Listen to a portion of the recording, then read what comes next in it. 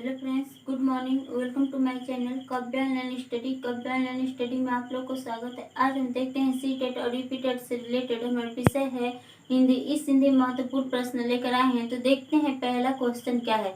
तो पहला है, बच्चों को पढ़े गए पाठ से जोड़ते हुए शिक्षक द्वारा निजी अनुभवों को व्यक्त करने वाले प्रश्न निम्न में से किस भाषा कौशल का मूल्यांकन करते हैं। तो देखते हैं, चार ऑप्शन है, कौन सा राइट आंसर होता है। तो ए है सुनने के कौशल का, बी है लिखने के कौशल का, सी है पढ़ने के कौशल का, डी है समझ का।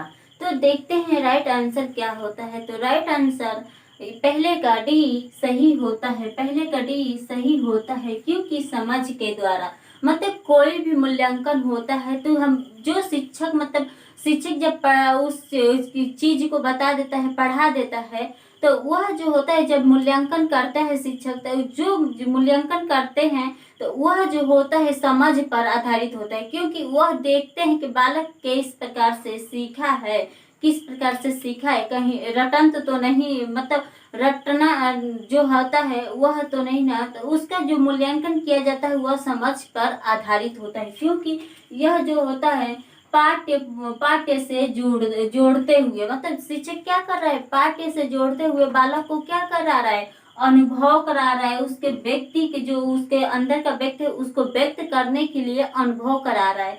तो उसका जब मूल्यांकन करा रहे तो वह किस पे आधारित होना चाहिए, समझ पर आधारित होना चाहिए, समझ पर आधारित होना चाहिए।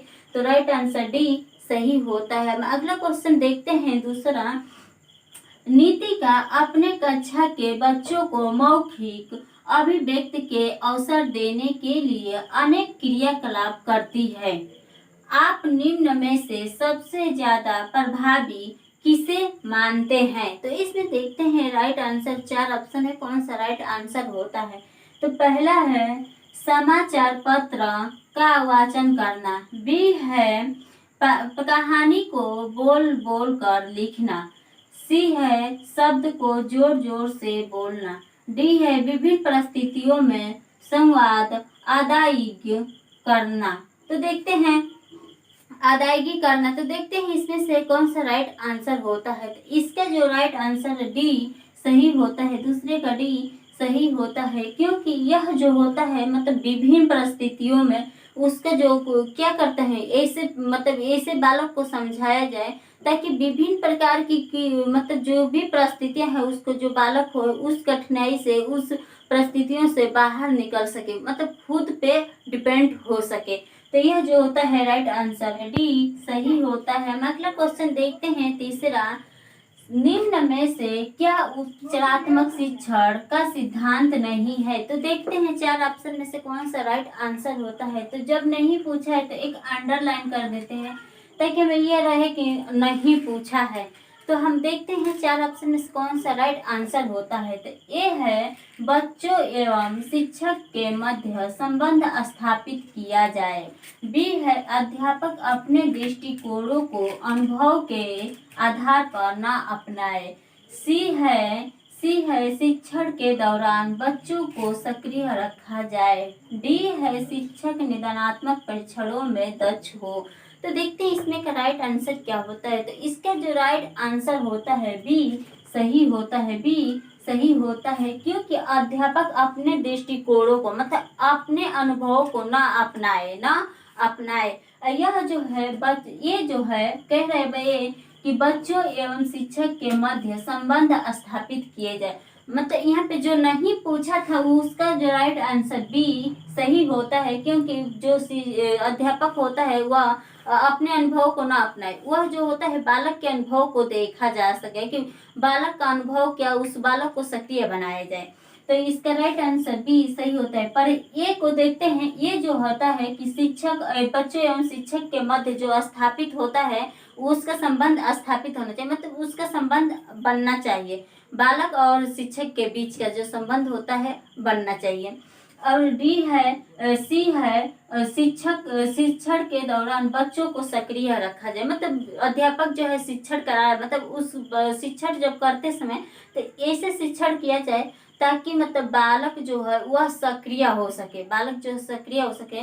बालक के माध्यम से, जैसे बालक समझना चाहता है, जैसे बालक सक्रिय होना चाहे, अनुभव करना चाहता है, तो जैसे बालक समझना चाहता है उसके माध्यम से शिक्षक को पढ़ाना चाहिए, समझाना चाहिए। तो यह जो है राइट, ये सही होता है, ये भी सही होता है। पर यह जो है शिक्षक निदानात्मक परीक्षणों में दक्ष हो, मतलब जब जो अध्यापक है वह जब वो निदान उसका करे, मतलब जब पढ़ाता है तो उसका निदान करे, ये भी सही होता है। पर इसका जो नहीं पूछा है, तो जब नहीं पूछा है तो इसका राइट आंसर बी सही होता है, बी सही होता है, बी सही होता है। अगला क्वेश्चन देखते हैं, चौथा। बालक बालक उस भाषा को शीघ्र सीखता है जिसका व्याकरण वह नहीं जानता, यह कथन है। मतलब यह जो है, यह एक वैज्ञानिक है, तो यह जो कहे हैं, यह परिभाषा है कि मतलब बालक उस भाषा को शीघ्र सीखता है। मतलब बालक वह जो होता है जन्म लेता है तो वह शीघ्र सीखता है जिसका व्याकरण वह नहीं कर सकते, मतलब जिसका व्याकरण वह नहीं कर सकते, जिसका अनुभव नहीं कर सकता है। तो हम देखते हैं 4 ऑप्शन है, कौन सा राइट आंसर होता है।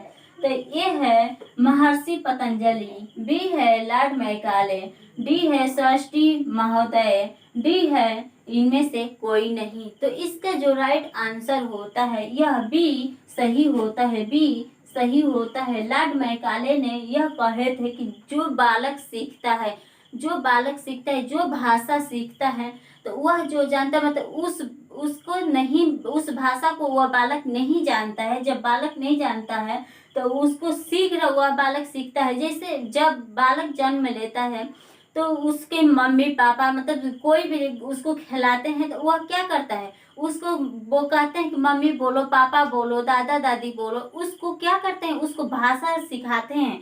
तो जब सिखाते हैं तो वह उस चीज को नहीं जानते, पर उसको क्या करते हैं, शीघ्र सिखाया जाता है, शीघ्र सीखता है। वह बालक क्या करता है, सीखता है, अनुभव करता है, उसको अनुभव करते करते वह क्या करने लगता है, बोलने लगता है। और जब बोलने लगता है तो वह क्या किया रहता है, शीघ्र सीखता है, मतलब वह किससे सीखता है। तो राइट आंसर बी सही होता है। अगला क्वेश्चन देखते हैं, 5वां। अपमान में उपसर्ग है, अपमान में उपसर्ग है। तो देखते हैं 4 ऑप्शन है, कौन सा राइट आंसर होता है। तो ए है मान, बी है सम्मान, सी है ए, और डी है अप।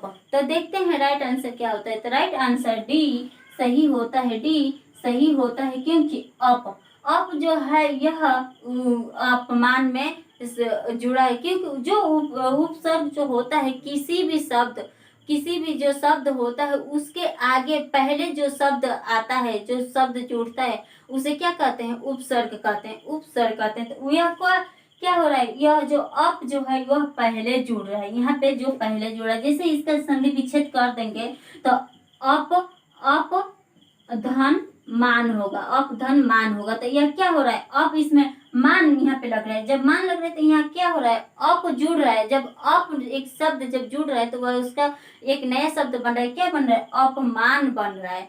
तो यह क्या होगा, उपसर्ग होता है। तो इसका राइट आंसर डी सही होता है। अगला क्वेश्चन देखते हैं, 6। जड़ का विलोम शब्द होता है, जड़ का जो विलोम होता है, तो देखते हैं क्या होता है। 4 ऑप्शन होता है, कौन सा राइट आंसर होता है।